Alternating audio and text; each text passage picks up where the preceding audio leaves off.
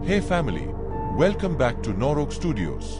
Film वहीं से शुरू होती है जहां पार्ट 1 खत्म हुआ था, जब गॉडजिला ने 2 प्राणियों को मार डाला। उस घटना को 5 साल बीत चुके थे। हम एम्मा नाम की एक महिला को देखते हैं। उसकी एक बेटी थी।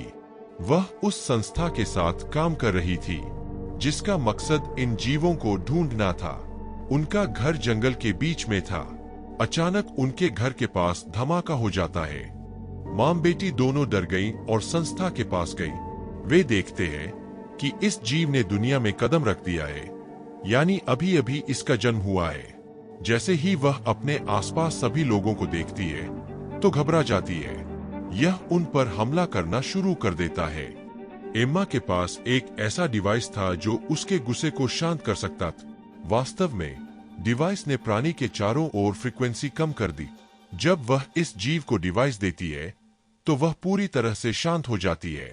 वे इस सफलता से खुश थे, लेकिन तभी एलन नाम का एक शख्स वहां आता है। वह यह डिवाइस पाना चाहता था, इसलिए वह एम्मा और उसकी बेटी को लेकर भाग जाता है। उनका मानना है कि इंसानों ने इस पृथ्वी ग्रह की देखभाल नहीं की। उन्होंने प्रकृति से छेड़छाड़ की। वह प्राणियों को वापस लाना चाहता था। वह उन्हें इस संगठन की दूसरी शाखा में ले जाता है, जहां एम्मा संगठन के खिलाफ बैठक की गई। इस संगठन के अन्य वैज्ञानिक भी वहां थे। वे प्रकृति की रक्षा करना चाहते थे। एक डॉक्टर को पता चलता है कि एम्मा और उसकी बेटी को यहाँ लाया गया है। यह सुनकर वह एम्मा के पूर्व पति के पास जाता है। वह उस उपकरण के आविष्कारक। डॉक्टर उसे अपना मिशन बताता है, लेकिन वह इसे स्वीकार नहीं करता। फिर वह उससे कहता है कि यह उसके परिवार को वापस ला सकता है। काफी जिद करने के बाद वह राजी हो जाता है। फिर वो समुद्र के अंदर अपने कंट्रोल रूम में चले जाते हैं, जहां इस संस्था की शाखा थी। वहां उन्होंने एक प्राणी को फंसा दिए। आप इस प्राणी को फंसाने के लिए यहाँ आए थे। फिर वे गॉडजिला को खोजने की कोशिश करते हैं, लेकिन जब वे गॉडजिला की खोज करते हैं तो उन्हें कोई संकेत नहीं मिलता है। अचानक आवृत्ति बढ़ जाती है। ऐसा लग रहा था कि गॉडजिला बहुत करीब है और गुस्से में है। हर कोई डर जाता है और फिर हमें गॉडजिला दिखाई देता है। वह अब समुद्र में था और उनकी ओर बढ़ रहा था। वह वहां का शीशा तोड़ने लगता है।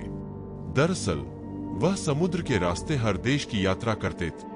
जब उसे वहां किसी खतरनाक जीव का आभास हो, अब वह उस जीव को ढूंढने के लिए अंटार्कटिका जाता है। वे वहां जाने के पीछे उनके उद्देश्य को भी स्वीकार करते हैं।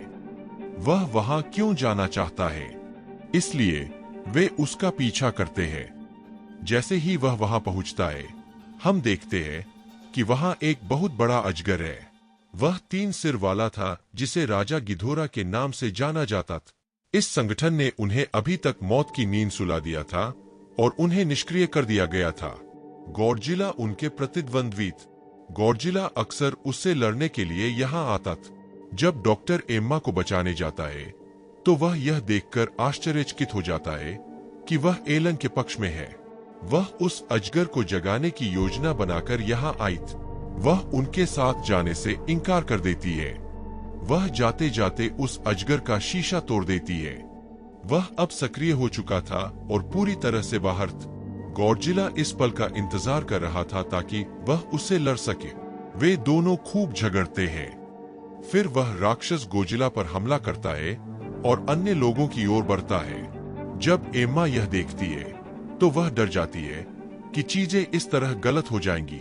वह उपकरण चालू करती है और उस राक्षस को ठंडा कर देती है, इसलिए वह राक्षस किसी को हानि नहीं पहुंचाता। फिर एम्मा एलन के साथ चली जाती है। उधर वो लोग वहां से निकल जाते हैं। संगठन के लोग उस राक्षस को मारने के लिए उसके पीछे पड़े थे, लेकिन तभी एम्मा उन्हें वीडियो कॉल करती है। वह विरोधियों से जुड़ने के पीछे की वजह बताती है। तुम लोग मेरे साथ के योग्य नहीं थे। आप प्रकृति और प्राणियों को नष्ट करते हैं। मैं एक एक करके प्रत्येक प्राणी को मुक्त कर दूंगा। तुमने इस दुनिया के साथ गलत किए। ये जीव हमारी मदद कर सकते हैं क्योंकि उनके शरीर में रेडिएशन होते हैं। वे उनके बीच से गुजरते हुए पृथ्वी को पुनर्स्थापित कर सकते हैं। संगठन के लोग कहते हैं कि वे इंसानों को मारना चाहते हैं, फिर आप उन्हें अपना साथी कैसे मानते हैं?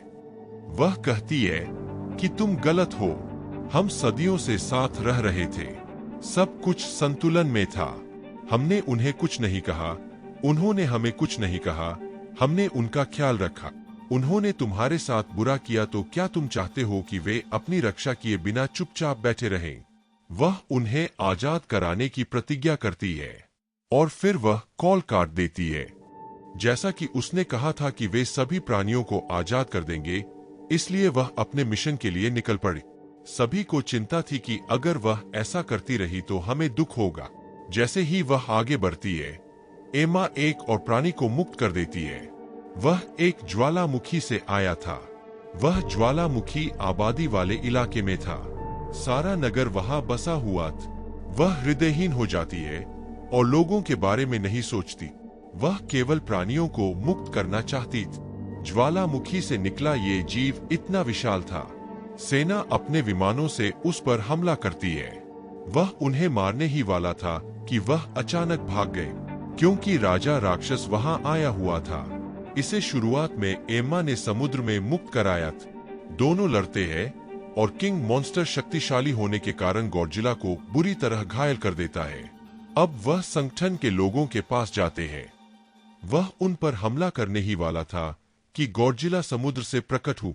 इसके विपरीत वह उन पर हमला करता है। गॉडजिला उसके 3 सिरों में से एक को काटकर फेंक देता है। दोनों में जबरदस्त लड़ाई हो जाती है। यह अजेय लग रहा था। सब कुछ नष्ट हो रहा था और लोग बहुत डरे हुए थे, लेकिन वे गॉडजिला पर विश्वास करते थे। सेना संगठन को बताती है कि हमने युद्ध के दौरान मिसाइल बनाई थी। वह मिसाइल 2 मील तक सब कुछ उड़ा देती है। हम उस जीव को मारने के लिए मिसाइल लॉन्च करने जा रहे हैं। उसके साथ गॉडजिला को भी मारना हमारी मजबूरी है। वे उन्हें आगे बढ़ने के लिए कहते हैं। वे बहुत आगे बढ़ जाते हैं। अब सेना इस मिसाइल को समुद्र में फेंक देती है। बहुत बड़ा धमाका होता है। गॉडजिला घायल हो जाता है और दूर फेंक दिया जाता है। लेकिन हम देखते हैं कि राजा राक्षस को कुछ नहीं हुआ। उन्होंने गॉडजिला को मारकर उसकी मदद की। बाद में वह उस ज्वालामुखी पर बैठ जाता है और अपना सिर दोबारा उगा लेता है। वह एक संकेत भेजता है और दुनिया के सभी प्राणी जाग जाते हैं। व्यापक चिंता थी क्योंकि मिसाइल राक्षस को खत्म करने में विफल रही।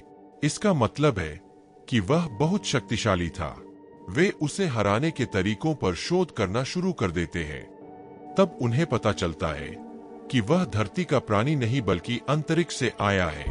इसलिए गॉडजिला उसे मारना चाहता था, क्योंकि गॉडजिला एक वास्तविक राजा था।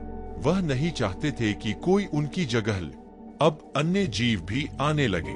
फिर जो प्राणी प्रारंभ में दिखाया गया था वह भी आता है। उनका जन्म उसी संगठन में हुआ था। इस फिल्म में उन्हें गॉडजिला की पार्टनर के रूप में दर्शाया गया है। जब उसे उसके संकेत नहीं मिले तो उसने उसके लिए गाना शुरू कर दिए। अब संस्था के लोगों को गॉडजिला के सिग्नल भी मिल गए। उन्हें पता चला कि वह अभी भी यहाँ जीवित है। वह उस स्थान पर जाती है जहाँ गॉडजिला था। वे उसका पीछा करते हुए समुद्र की गहराई तक पहुंच जाते हैं। फिर उन्हें वहां अलग अलग पेंटिंग्स दिखाई देती है। यहाँ हमें पता चलता है कि इंसान और गॉडजिला सदियों से एक साथ रह रहे थे। यह जगह गॉडजिला की थी। जब वह मिसाइल विस्फोट के बाद घायल हो गए तो खुद को ठीक करने के लिए यहाँ आए। यह स्थान अत्यंत विकिरणमय था। यह वह स्थान था जहाँ उनके शरीर ठीक होते थे। डॉक्टर उन्हें यहाँ परमाणु विस्फोट करने का आइडिया देते हैं। तब वह तेजी से ऊर्जा प्राप्त कर सकेगा। फिर डॉक्टर कुछ परमाणु कैप्सूल गॉडजिला में ले जाता है। इस बीच विस्फोट से खुद को बचाने के लिए उनकी टीम पीछे हट जाती है। यहाँ डॉक्टर आखिरी बार गॉडजिला के शरीर को छूता है और अलविदा कहता है। बहुत बड़ा विस्फोट होता है।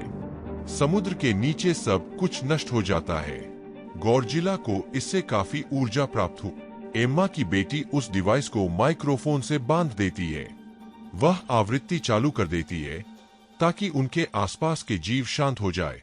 लेकिन राजा राक्षस को लगता है कि ये किसी इंसान ने किया है। फिर वह उसे मारने के लिए उसका पीछा करता है।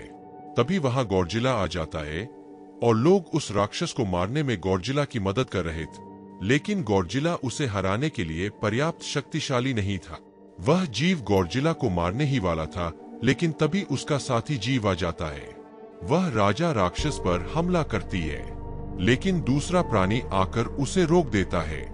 यहाँ दोनों फिर से लड़ते हैं और गॉडजिला का साथी जीव उसे मार देता है। फिर वह गॉडजिला आती है। सौभाग्य से उन विकिरणों के कारण गॉडजिला का ऊर्जा स्तर पूर्ण था, लेकिन वह इतना घायल हो गया था कि उसे हरा नहीं सका। यहाँ गॉडजिला का साथी प्राणी अपना बलिदान देता है।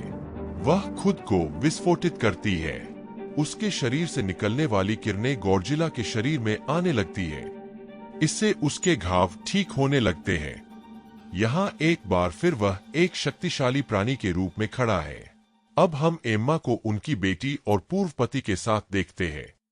अब एम्मा अन्य प्राणियों को ठंडा करने के लिए अपना उपकरण लाती है, लेकिन वह जीव उसके पीछे भागने लगता है। संगठन और सेना के लोग चले गए थे। किंग मॉन्स्टर एम्मा को मारने वाला था।